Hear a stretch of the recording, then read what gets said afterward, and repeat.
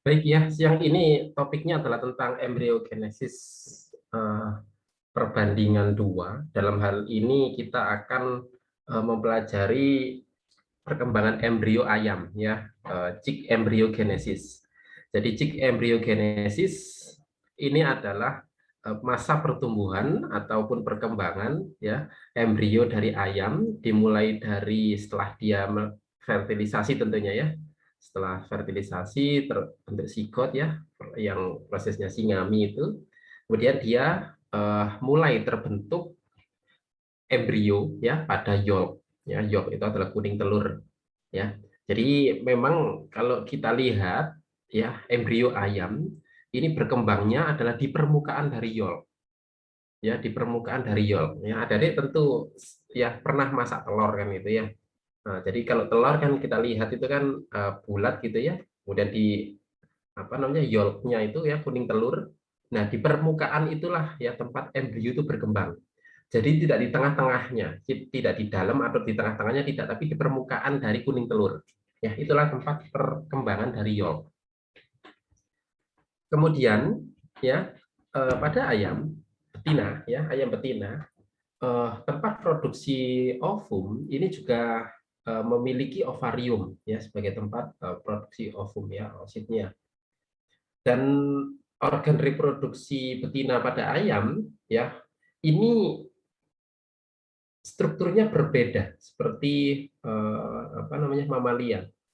Kalau misalkan adik-adik pernah makan soto jeroan, ya adik-adik tahu istilah uritan ya atau telur muda. Pernah dengar istilah itu? Itu kan Ada. bergerombol-gerombol gitu ya. Jadi mulai dari kuning telur yang besar sampai yang terkecil kan gitu ya. Jadi bergerombol-gerombol gitu ya. Nah itulah ovarium ya, tempat nanti produksi ovum ya. Dan karena bergerombol ya, itu memang berbeda ya, tidak lazim ya. Karena ini memang struktur di avian seperti itu. Sehingga itu kita sebut dengan hierarki folikuli. Ya, jadi kelompok folikel-folikel dari ovum ya yang dia tampak bergerombol mulai dari kecil hingga yang terbesar. Ya, jadi dia kan tersusun hierarkis. Sehingga kita sebut dia adalah hierarki folikuli. Nah, organ reproduksi betina pada ayam, pada cik ya ayam ya, ini terdiri dari satu ovarium dan satu saluran dan yang berkembang paling bagus itu di sisi sinister ya, di sisi sinister. Jadi hanya satu. Kalau misalkan mamalia kan sepasang kanan dan kiri ya sama-sama berkembang bagus. Tapi kalau pada cik ayam dia hanya pada satu sisi saja ya, ini sinister itu yang berkembang baik ya. Yang dexter dia rudimenter ya, yang sisi kanan dia rudimenter ya. Jadi yang kanan dia rudimenter ya. Kemudian dia terletak di ujung kranial dari ginjal ya. Nah, jadi kalau misalkan pernah makan punggung ayam ya, punggung ayam ya, itu di bawah punggung itu kan ada yang panjang warnanya coklat. Itulah ginjal. Ya, jadi berbeda juga ya. Kalau ginjalnya mamalia rata-rata terbentuk kacang kan gitu ya. Kalau sapi berlobus-lobus ya seperti anggur. Kambing, manusia kan kayak kacang gitu ya. Nah, kalau misalkan ginjal pada ayam ya dia memanjang ya. Dan dia di luar organ peritoneum, tidak dibungkus peritoneum ya, ginjal ya. Tapi kalau organ reproduksi betina dia dibungkus oleh peritoneum ya. Ya karena ada ini apa namanya pelvis inlet sama outlet. Kemudian terdiri dari kelompok folikel ya. Jadi pada ayam ya dia oositnya ini satu ya toh, ini yang matang ya. Kemudian dia nanti terus berkembang ya, saling bertaut. Nah, ini ovarium ini kisaran jumlahnya 1000 sampai 3000 folikel ya. Selama ayam itu masih produktif ya kurang lebih dia bisa menghasilkan ini ya 1000 sampai 3000 folikel. Dan inilah yang kita sebut dengan hierarki folikuli ya. Kemudian saluran selanjutnya setelah ovarium ya toh, maka dia akan ketika kuning telur yolk ya dia sudah siap ya toh, selanjutnya dia ke infundibulum ya. Ini adalah bagian dari tuba fallopi ya infundibulum ini. Ya, jadi dia berbentuk corong ya, dia adalah untuk menampung folikel. Ya, jadi saluran pertama yang menampung folikel ini adalah infundibulum. Nah, di infundibulum ini nanti mulai ya terbentuklah kalaza. Ya, kalaza itu ini apa namanya tali yang mengikat yolk itu biar tetap pada sisi center ya tengah. Ya, kemudian magnum. Nah, setelah di infundibulum ya folikel itu akan berlanjut yang gelinding ke bagian magnum.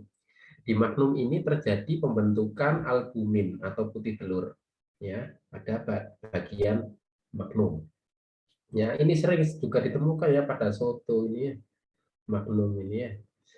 Kemudian di sini tetap membentuk kalaza ya di magnum. Selain apa namanya albumin, dia juga pematangan kalaza ya. Dan di ismus. Nah, ismus ini penyempitan pada tuba fallopi.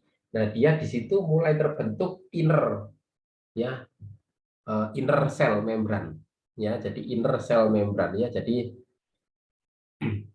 Jadi kalau mengupas telur ya toh kan kerabang cangkang yang warna coklat. Setelah itu kan ada selaput warna putih. Nah, selaput warna putihnya itulah yang disebut dengan inner cell ya. Dan itu dibentuk di bagian ismus. Ya, kemudian dia gelinding terus ya ke uterus. Ya, di uterus itu terbentuklah kerabang. Ya, kemudian di daerah vagina ini pengeluaran telur ya, ekskresi telur. Nah, ini adalah saluran-saluran dari organ reproduksi betina ya pada ayam. Ya, inilah yang saya sebut dengan uritan tadi ya, hierarki folikuli seluruhnya ini. Dengan yang paling besar ini yang matur, yang matang ya. Nah, inilah yang akan gelinding pertama menjadi telur ya, kemudian ditangkap oleh infundibulum ini ya. Terus dia masuk ke daerah magnum. Ya, nah di magnum ini terjadi pembentukan albumin ya sama penyempurnaan kalaza. Ya, terus masuk ke bagian ismus. Nah, di sini terbentuk inner cell ya, membran.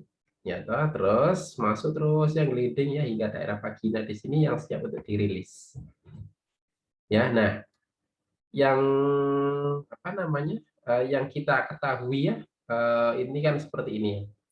Nah, itulah kenapa ya spermatozoa pada ayam jantan ya ketika dia populasi kepada betina ya, maka dia fertilisasinya ya dalam apa bersama dengan oosit matur ini, tidak dalam bentuk sudah berkerabang seperti ini. Jadi nggak mungkin terjadi fertilisasi kalau telurnya sudah membentuk kerabang ya. Makanya dia fertilisasinya dengan ini ya, dengan oosit matur. Nah, kemudian nanti dia gelinding ke magnum ya, dibentuklah putih telur ya. Di sini gelinding dibentuklah inner cell dan juga kerabang telur ya dan sebagainya ya hingga tertutuplah seperti ini. Dan secara anatomi ini adalah anatomi dari telur ya. Ini adalah yolk ya toh, ini senternya ya disebut dengan latebra ya kan. Kemudian ini kalaza ya, yang pengikat senternya ya. Dan ini putih telur ya yang disebut dengan apa namanya? Albumin ya toh. Nah, kemudian ada inner outer ya toh, layer ya toh, dan yang coklat adalah kerabang. Dan di sini juga ada ruang hampa ya, airspace. Ya, ruang hampa di situ. Ya, adik-adik kalau saya ingin bertanya ya, ketika adik-adik pernah nggak mengeramkan telur ya, jadi atau telurnya dimasukkan ke inkubator. Ruang hampa ini di sisi atas atau di bawah dari telur harusnya. Ada yang bisa jawab? Sisi bawah, Dok. Sisi Bawah. sisi bawah. Oke, kenapa kok sisi bawah?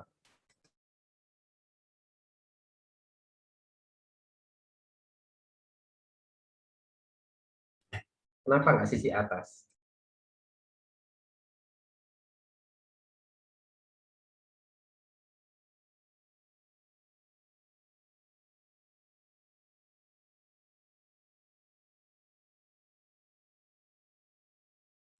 Ada yang tahu?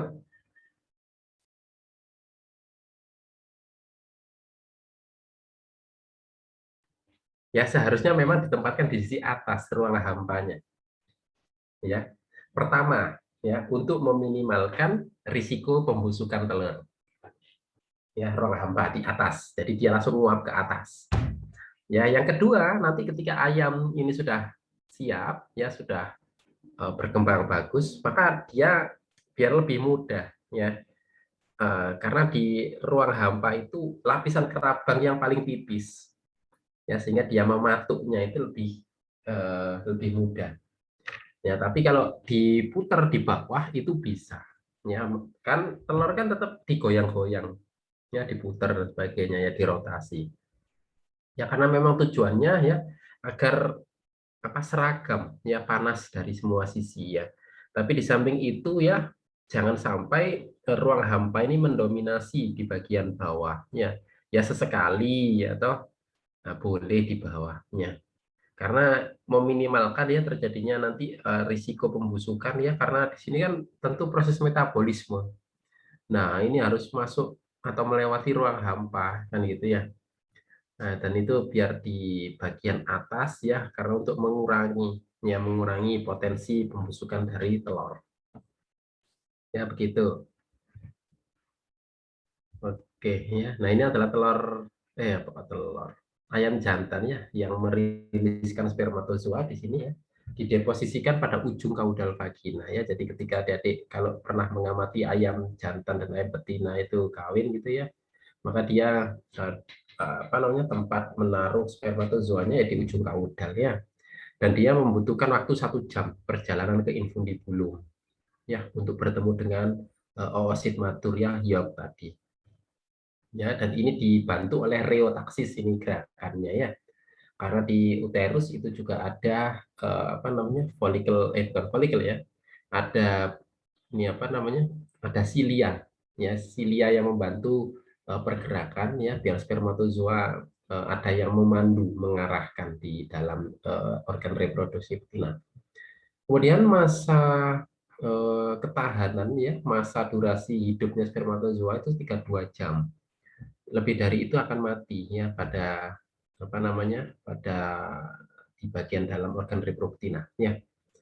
Dan ini bisa tersimpan pada bagian lipatan atau kripta ya. Makanya di ayam ini ada sperm nest ya. Pada reptil itu juga ada sperm nestnya ya. Seringkali seperti itu. Ya. Prinsipnya bertelur-bertelur gitu ya, pada organ reproduksinya itu ada tempat kantong ya, lipatan tempat sembunyinya spermatozoa ya. Kemudian fertilisasi terjadi di infundibulum ya. Jadi spermatozoa ketemu oosit matur tadi itu di infundibulum ya. Kemudian ini kurang lebih 10 menit setelah diovulasikan ya. Jadi ketika ovulasi ya toh, nah maka itu harusnya ya itu sudah tepat waktunya ya, 10 menit kemudian harus segera terjadi fertilisasi. Karena 10 menit itulah ya masa berada di infundibulum. Yang lepas dari 10 menit sudah masuk ke magnum ya. Nah, makanya jadi telur konsumsi ya, telur yang infertil ya. Nah, telur konsumsi karena dia tidak ada embrionya di situ kan gitu.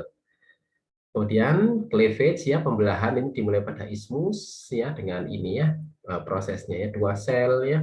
Ini 5 jam setelah fertilisasi, dan 4 sel ya 5 jam 20 menit ya. Dan sampai 256 sel ini di uterus ya. Jadi cleavage ya, morula ya, blastula, gastrula dan seterusnya itu kurang lebih nanti dia berakhir di uterus ya dengan 256 sel. Kemudian keluar kloaka ya toh fase, jadi telur yang sudah ada kerabangnya dan di dalamnya ada embrionya, itu ketika embrio itu terus berkembang maka sebenarnya dia masih fase gastrula ya, keluar dari kloakanya ayam itu dia masih fase gastrula, telur yang ada embrionya loh ya. Kalau telur yang nggak ada embrionya, ya berarti telur konsumsi. Taunya dari mana itu telurnya ada embrio atau enggak? Ada yang tahu caranya gimana?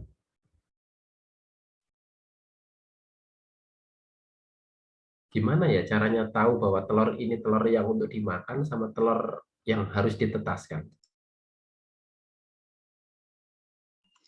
Kayak dikasih cahaya itu bukan dok? Kan biasanya peternak itu kayak senter gitu loh dok, disenterin gitu. Ya, di candling.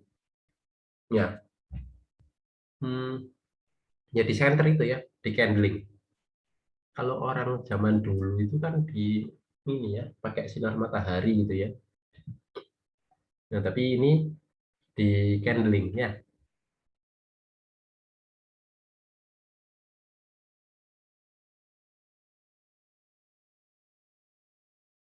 Dan proses candling itu ya adik-adik harus menemukan adanya spot yang warna tebal gitu ya, hitam tebal itu, yang itu menunjukkan embrio. Nah, apalagi kalau ada pembuluh darah ya di kerabangnya ya warnanya merah tampak itu. Nah, itu berarti ya sudah besar ya tumbuhnya ya. Jadi itu memang harus dilihat ya, di candling secara benar ya di bawah cahaya. Nah, telur ayam itu ya ketika dia keluar dari kloaka, dia istirahat ya, dorman. Nah, dia akan berlanjut ya perkembangannya ketika diinkubasi. Nah, oleh karena itu adik-adik ya, kalau nanti pernah ya terus adik-adik nyeplok telur, loh ini kok ada bintik warna hitam ya, ada putih juga ya, ada blank disk-nya di sini ya. Ini kan embrio. Nah, itu sebenarnya masih masuk di sini di gastrula ini. Nah, mungkin sering kalian juga mengetahui itu kok dikonsumsi, boleh, masih bisa. Ya, ya kalau bagi kalian yang membayangkan jijik gitu ya mungkin ya nggak poluan itu ya. Tapi masih bisa dikonsumsi. Nah, tapi kalau dia sudah terus berkembang ya, apalagi mulai membesar gitu ya, ada embrionya, ya jangan dikonsumsi ya. Itu sudah membentuk sudah mulai terbentuk daerah fase neurulasi gitu ya. Nah, tapi kalau masih tampak primitif ya, garis primitif itu monggo kan gitu ya. Kalau misalkan adik-adik memang kebetulan lo beli telur ternyata dibuka kok ada berkas embrionya kan gitu ya. Jadi ini ya ada embryonic disc ya, dayol. Nah, kan sering ya menemukan seperti ini ya. Embrio ini ya. Itu kalau kamu rami ya toh, atau masukkan inkubator atau cari indukan ayam itu ya terus diramkan, itu jadi itu nanti membesar bertumbuh terus, apalagi kalau yang sudah seperti ini. Nah, ya kalau seperti ini saya pernah mengkonsumsi ya, ada bintiknya seperti ini ya, masih bisa karena dia dorman. Tapi kalau sudah sampai seperti ini ya, pernah saya juga dulu itu, tapi nggak sampai dimakan ya, saya sisihkan ya, karena kan sudah ada embrionya. Ya meskipun bisa dimakan ya, tapi kitanya nggak kolu kan gitu ya, nggak nggak kolu gitu ya, nggak nafsu untuk makan itu ya. Jadi ya kita buang kan gitu. Ya jadi harus di candling dulu ya untuk melihat adanya berembrio enggak. Nah, ya jadi apalagi kalau sudah sampai seperti ini. Ya, ini kan pembuluh darahnya. Ya, jadi harus dilihat ya ada blastodis enggak di situ.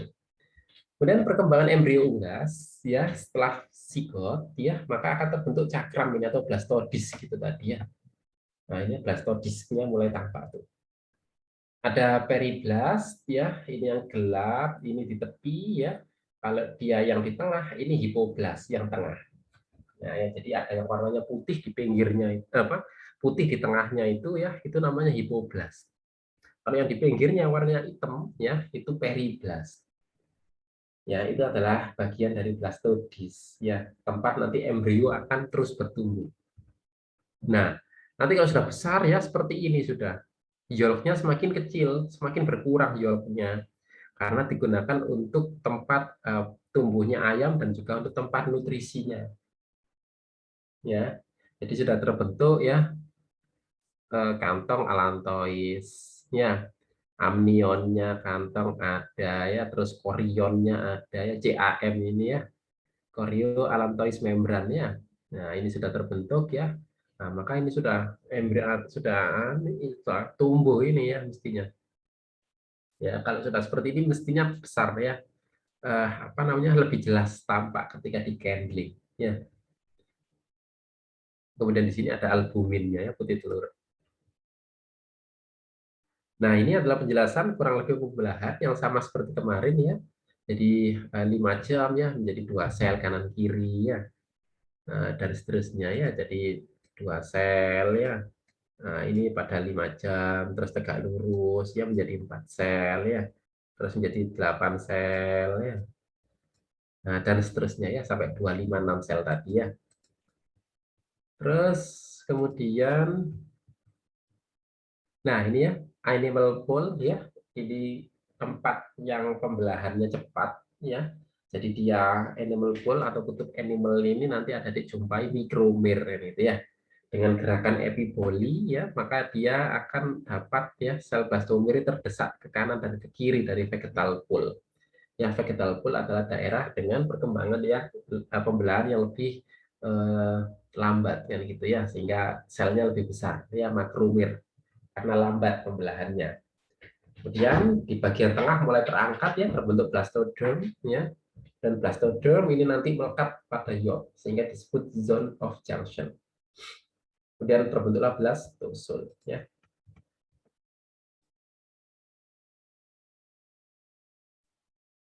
Terus kemudian ya kalau ada diamati di sini ya zone of junction, selanjutnya dia akan berkembang ya menjadi tepian pertumbuhan ya, daerah tepian pertumbuhan ya, margin of overgrowth ya. Kemudian invaginasi itu pergerakan yang dia masuk ke bagian dalam ya, kemudian membentuklah celah blastosul ya. Nah, sehingga nanti adik-adik sudah mulai bisa menentukan adanya lapisan endoderm ya. Ada meso dan juga ektoderm ya. Nah, sehingga nanti ya adik-adik ya selanjutnya pada perkembangan, daerah perkembangan ini nanti ada area opaka dan area embrional.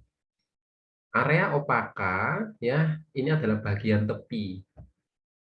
Ya, dan di sini sering ya apa namanya?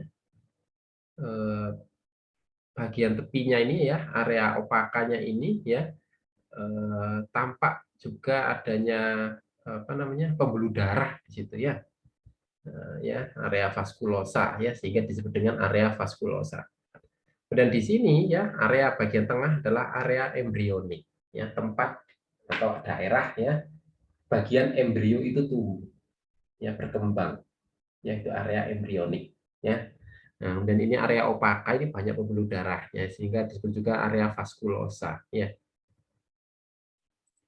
Nah, ini yang nanti kita akan praktikum ya, siang ini ya, nanti 16 sampai 22 jam inkubasi ya. Jadi apa sih yang terjadi pada embrio ayam pada usia 16, 18, 20 sampai 22 jam. Nah, jadi itu. Nah, pada 16 jam inkubasi ya akan ada ditemukan garis primitif. Kenapa kok disebut primitif? Karena masih berupa garis. Ya, berupa garis-garis apa namanya? Jadi embrio ini masih belum membentuk sebuah organ yang definitif.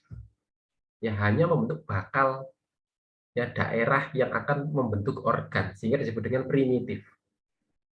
Nah, baru nanti kalau sudah terbentuk organ ataupun bagian yang spesifik yang mulai tumbuh, maka disebut neural. Ya, ganti ya, tidak lagi garis primitif. Jadi ada primitive groove, groove ya, groove itu celah nyata.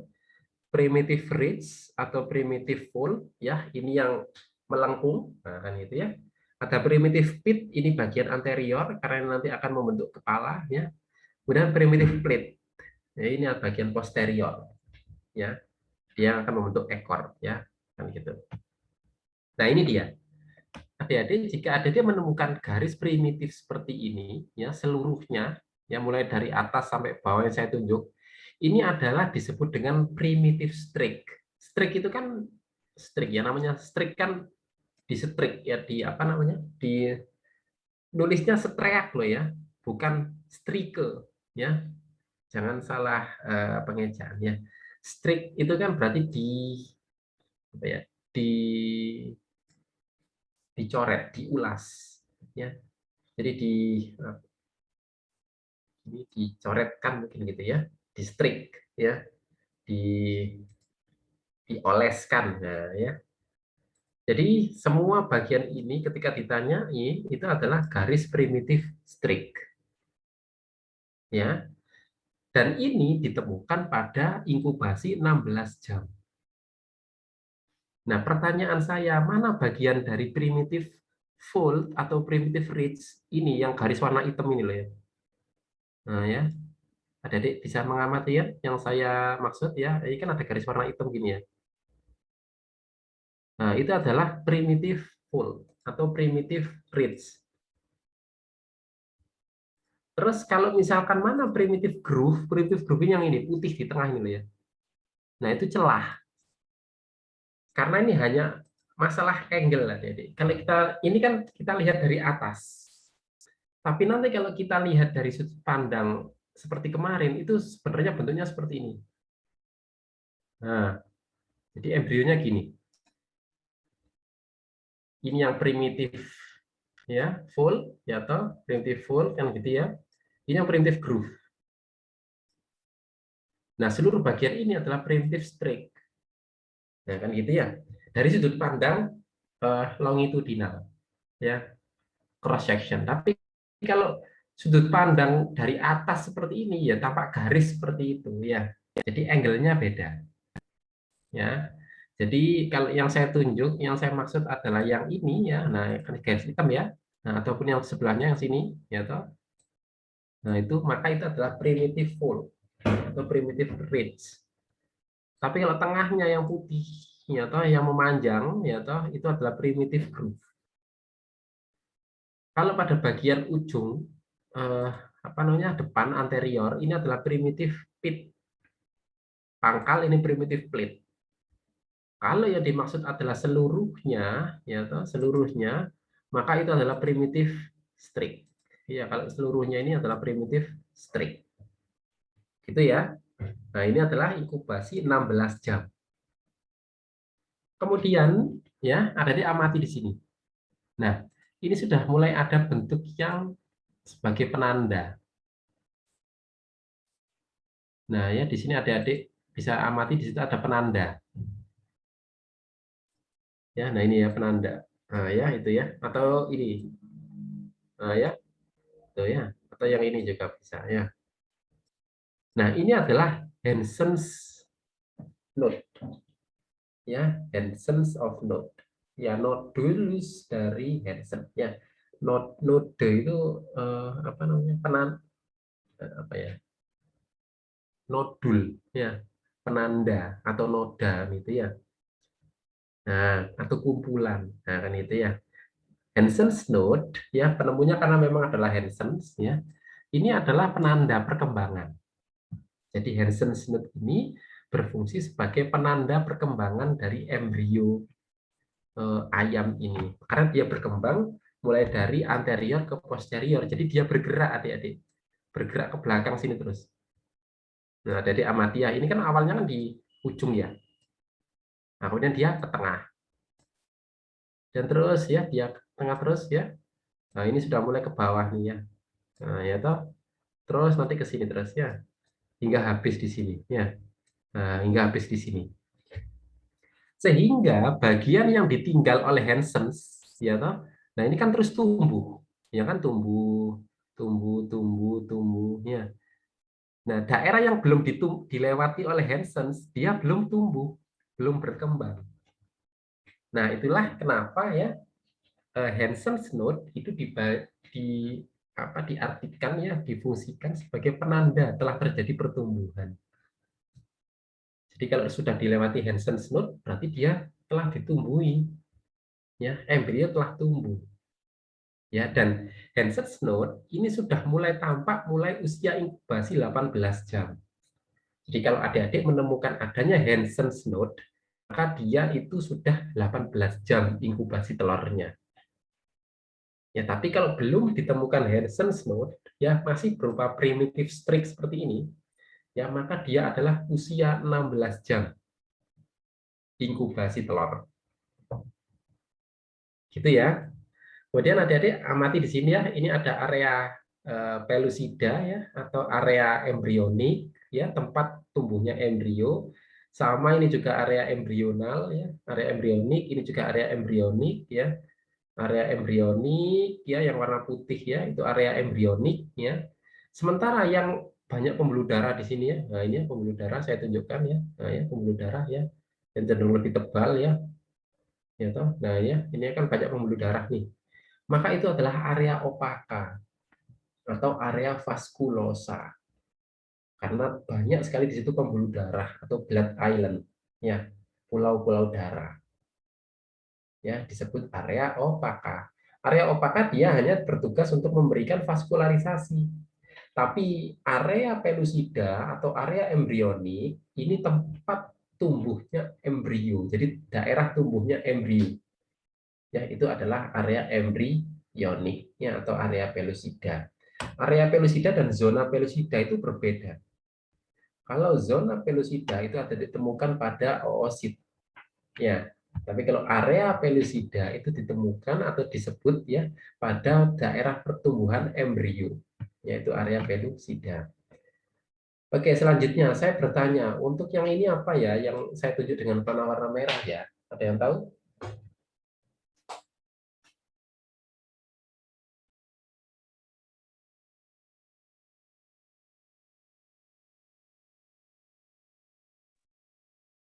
Ada yang tahu? Primitif Groove. primitive groove Oh, groove. ya. Oke. Terus kemudian kanan kirinya ini apa ya yang saya tunjukkan warna merah? Primitive fold, Dok. Ah, primitive fold. Ya. Terus yang saya tunjuk yang di sini ini apa ya? Area opaka. Hansen Stone. Bukan. Primitive. Primitive pit. Ya, primitive pit. Ya, daerah primitive pit. Yang ini adalah Primitive primitive plate. Primitive Ya. plate. Kalau yang saya maksud ini area yang ditunjuk adalah area embryon. area embrionik atau area pelusida. Ya. Kalau yang saya tunjuk ini area apa? Area blastulus. Opaka. Area opaka atau area vaskulosa. Ya. Oke ya, yang saya tunjuk dengan panah warna merah ini apa? Hansen Blood. Hansen's node. Ya. Pada usia berapa inkubasi yang saya tunjuk ini? 18 jam. 18 jam. Ya. Ya, jadi ini 16 yang sejak inilah 18 jam. Ya. Hingga ke sini. Nah, ya, ini sudah usia 20 nih. Ya, hingga jadi gini ya, saya lanjut. Ya, sekarang kita ke sini. Nah, pada bagian ini ya ada ditemukan ya. Nah, ini seperti payung ya, payungnya ubur-ubur ini ya. Nah, ini adalah proamniotik. Ya, proamniotik SAC, SAC ya. Jadi proamniotik sac ya, kantong proamnion ya toh, itu adalah bagian ini ya toh. Nah, kemudian ya di sini juga ada Hansen's node ya toh, ada dilihat ya. Dan di sini ada primitive fold ya. Kemudian primitive groove-nya nggak tampak ya. Nah, ini ya primitive. Tapi ini gini, ya, ini ada dua pendapat seperti ini. Ketika daerah sudah dilewati oleh Hansen's, maka ini sudah disebut bukan lagi garis primitif, tapi neural. Sehingga kalau saya tunjuk panah warna merah, ya toh, yang warna putih itu bukan lagi primitive groove, tapi neural groove. Nah, kemudian kalau yang tepi yang ini, ya toh, dan yang ini bukan lagi primitive fold, ya, tapi neural fold. Ya, dan bagian ini nanti yang disebut sebagai head process atau head fold, ya, tempat berkembangnya kepala nantinya. Ya, demikian. Ya, sama seperti ini adik-adik ya. Nah, ini ada kantong proamnion. Ya, ada kantong proamnion. Terus di sini ada adik akan menemukan ya, apa nih disebut dengan Neural apa tuh? Neural fold. Neural fold. Ya, yang ini apa ya? Neural groove. Groove. Kemudian yang ini, yang bulat-bulat ini. Ada yang tahu apa namanya? Namanya somite. Tulisannya somite ya, bukan soulmate ya. Somite tulisannya somite ya.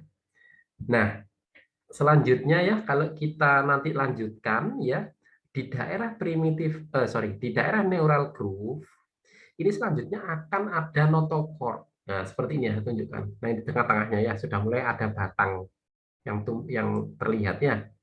Nah, ini kan juga ada batang yang terlihat nih. Nah, ya batangnya dengan garis hitam yang samar itu ya. Nah, itu adalah notochord. Nah, nanti ya terus tumbuh dia ya, ada somite, ya toh, ada neural fold ya, kemudian neural groove. Nah, di dalam neural groove-nya itu ada notochord, maka dia akan nutup. Jadilah neural tube. Jadilah nanti dia tulang punggung. Ya, berkembangnya demikian. Ya, jadi ini dia ya Hansen's note ya sudah saya jelaskan ya. Dan ini somite ya nanti akan membentuk dermatom, myotum, sclerotomnya dermatom membentuk kulit ya, myotum ya membentuk otot ya, sclerotom ya nanti membentuk bagian derivat tulang dan juga saraf. Ya. Ya. Kemudian ya bagian anterior ya primitive strict ya disebut dengan primitive pit ya nanti akan menjadi kepala. Kemudian pada 24 jam inkubasi selanjutnya ya Hansen's note ya terus dia akan ke posterior ya jadi dia gerak dari anterior ke posterior ya dari depan ke belakang ya kemudian mulai terbentuklah neural fold ya jadi bukan lagi disebut dengan primitive fold ya tapi disebut neural fold ya. Nah, kemudian bukan lagi juga disebut neural groove, primitive groove, tapi neural groove. Ya, terus ya dia bergerak ke posterior. Nah, ini dia. Ya. Nah, ya ini mulai usia 24 nih, ya. Nah, jadi di sini ada celah. Ini yang disebut dengan anterior neuropore. Ya. Nah, anterior neuropore ini ya, ini harus nutup. Karena kalau nggak nutup, inilah yang ada indikasi nanti ya kejadian yang disebut dengan anencefali, di mana kepala tanpa tempurung, nah kan gitu ya, tanpa tempurung, tanpa batok kepala gitu ya. Jadi itu adalah anterior neuropore. Ya sudah mulai terbentuk. Terus ya di sini kanan kiri juga ada mata, ya optik, nah ya optik CAP, optik cap. Seperti itu ya. Terus juga akan ditemukan ya somite. Di sini ya ada somite. Ya. Nah, jadi seperti ini adik-adik. Ada juga ya teori yang menyatakan bahwa jumlah somite ini berkembang. Tadi ya 1 jam. Nah, ini ya 1,5 jam ini somite akan bertambah 1 pasang. Jadi bisa dihitung sendiri ya. Awal mula tumbuhnya somite kan usia 20 ya. Nah, tinggal dihitung. Kalau sudah seperti ini, berarti usia berapa ya ini kira-kira ya? Somite embrionya ya, inkubasinya ya. Berapa jam, Dek? 48, Dok. 24 ini Mas Yan ya. Ya, masih 24 jam yang ini. Ya, kan anggaplah 20 ya. Satu pasang ya 20 ya. Ini 21, 22, 23, 24. Nah, kan gitu ya. Ini juga kisaran 24 sampai 26 kalau yang ini.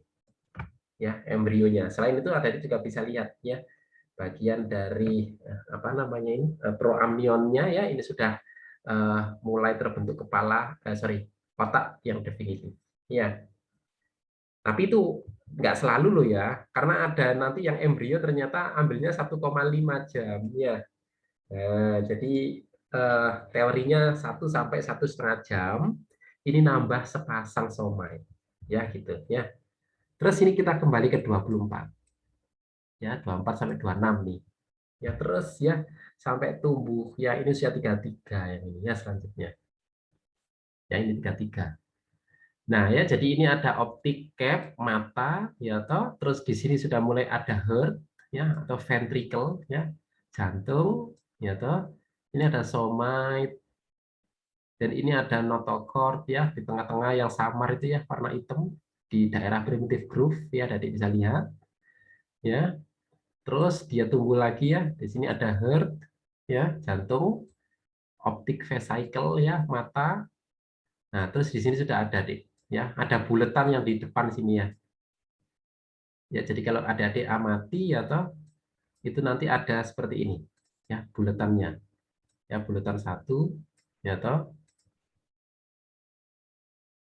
Nah, ya. Saya tambahi ya. Ketutupan ini ya. Ya. Ya, jadi ada bulatan satu nih. Terus ada bulatan dua ya dan ini. Nah, yang paling atas itu disebut dengan prosencephalon, ya otak depan. Yang tengah itu mesencephalon, dan yang paling bawah itu adalah rhomencephalon, ya. Jadi pada usia 24 ya atau 30 ini masih 3 otak itu yang terbentuk, ya ditemukan. Terus di sini ada heart, kan gitu ya, ada jantung, ya.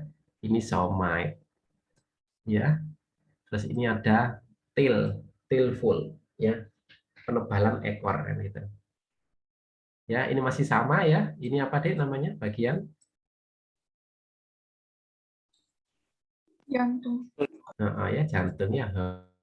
Ya. Ini apa nih?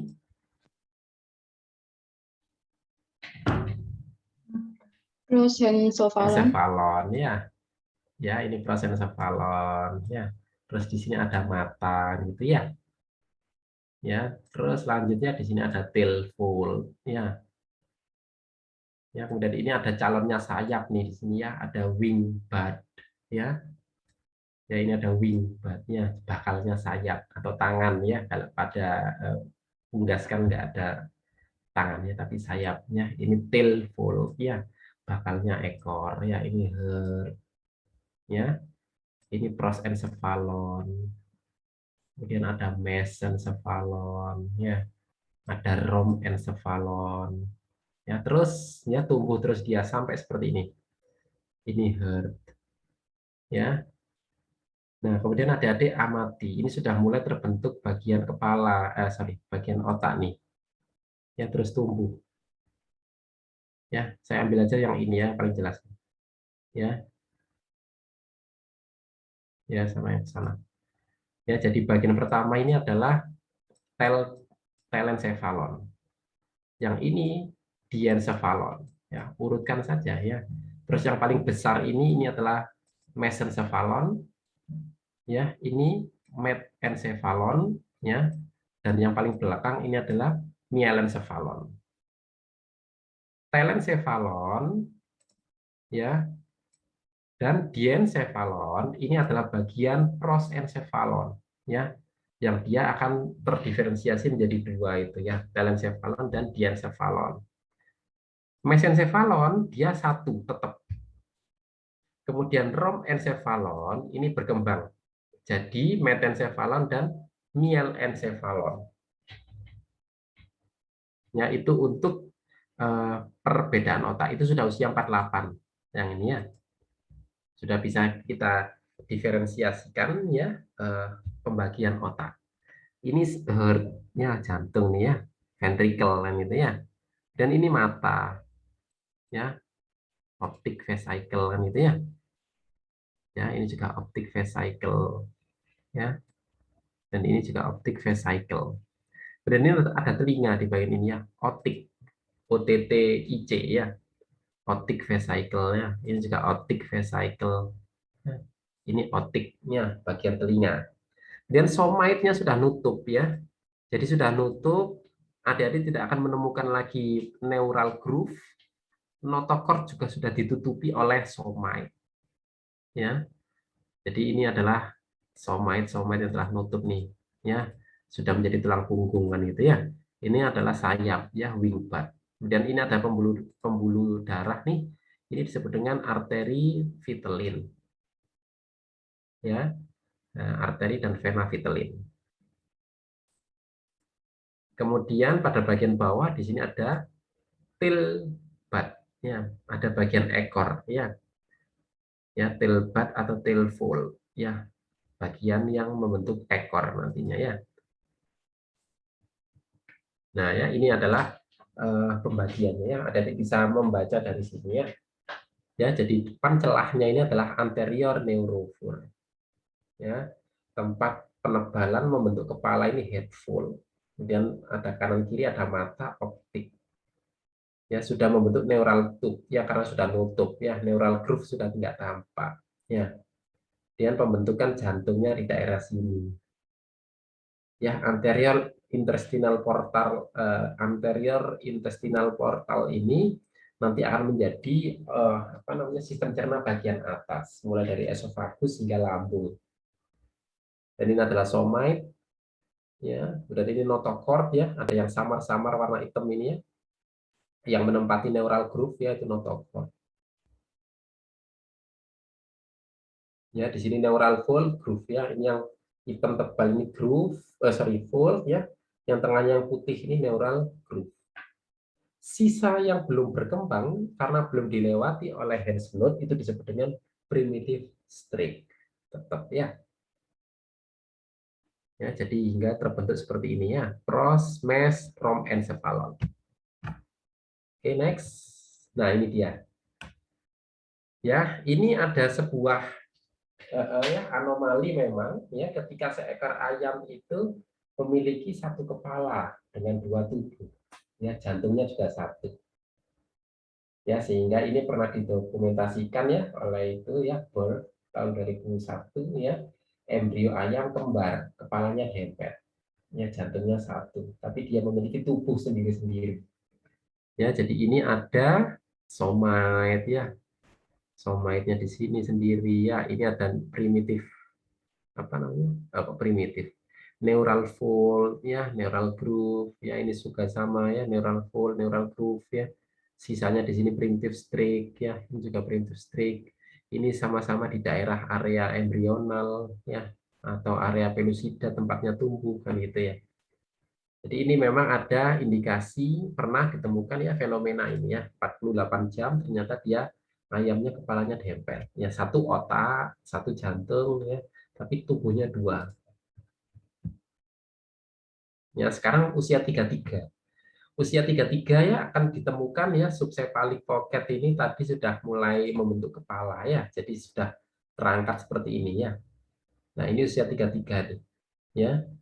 Sudah mulai adik-adik bisa mendiferensiasikan, ya, menjadi 5 bagian otak, ya. Ada teldi, mes, medial, ya, telencephalon, diencephalon, mesencephalon, ya, metencephalon, dan mielencephalon. Ini adalah salah satu tanda bahwa dia sudah usia 33. Selain adik-adik nanti ngitung somite ini, ya, tapi awas bereset, ya, karena, ya, memang secara teori 1 sampai 1,5 jam, ya, pertambahan satu pasang somite, ya, tapi sering beresetnya, itu, ya. Ini tail fold-nya atau tail bud, ya. Nah, tempat nanti berkembangnya ekor di sini, ya. Ini wing, ya, wing bud, ya. Nah, 48 jam, ya, ini terbagi menjadi 3, ya, pros, mes, rom, ya, tampak itu, ya, dan ada vena vitelin, ya, jantung mulai berkembang, ya, 48 jam. Ya, ya, ini, ya. Jadi prosencephalon nanti dia sudah ada ditemukan, ya, ada telencephalon dan diencephalon. Ya, sudah terbagi menjadi 5 buah otak di sini, dan di sini ada amniotic sac, ya.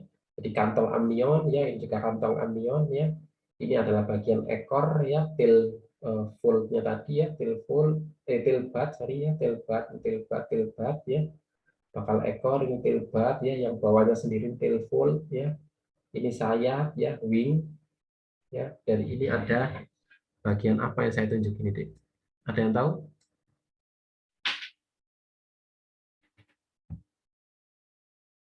Apa itu? Optik. Betul, ya, mata itu, ya, optic vesicle. Yang ini apa, ya?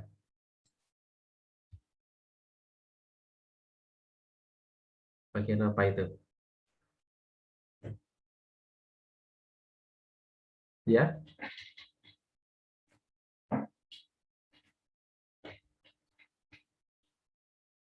Bagian apa itu?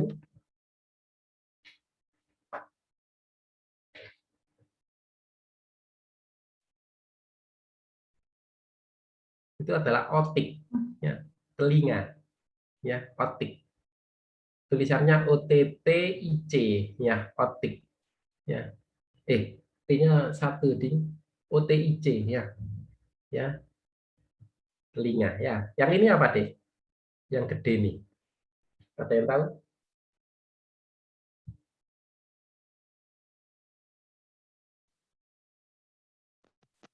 Balon bukan dok. Mesencephalon, ya, mesencephalon. Kalau yang ini apa? Urutin aja. Prosencephalon. Bagian dari pros, tapi dia sudah terbelah tuh, sehingga disebut apa itu? Telesanon. Diencephalon, ya, yang telencephalon depannya lagi, ya. Oh iya, lihat telencephalon yang ini. Yang ini, ya, ini adalah metencephalon, ya, dan mielencephalon, ya. Ini ada arteri vitellina, ya, vena vitellina, ya, arteri vena vitellina. Ini bagian apa ini tadi? Dok, saya. Nah, ya itu sayap tuh, ya, wing bird, ya. Dan ini bibir atau disebut dengan stomadeum. Ya, stomadeum. Stoma itu kan bibir, ya. Bukan stomach. Kalau stomach kan perut, ya. Stomadeum, ya, bibir. Kalau stomatitis berarti kan radang pada bibir, ya, sariawan, yang itu, ya. Kata dasarnya itu. Ya, jadi ini atlas yang ada di bisa gunakan juga, ya. Kemudian 72 jam, ya, ini semakin jelas, ya, pembagian 5 otak ini, ya, tel di medial, ya, ini semakin jelas. Kemudian arteri di bawah, vena yang di atas, ya. Jadi ada arteri vitellin ini yang di bawah, vena vitellin ini yang di atas, ya. Jadi kan barengan, ya. Oh, enggak tampak, ya, nanti yang jelas. Oh, habis. Saya tunjukkan yang carikan. Atau monggo ada pertanyaan?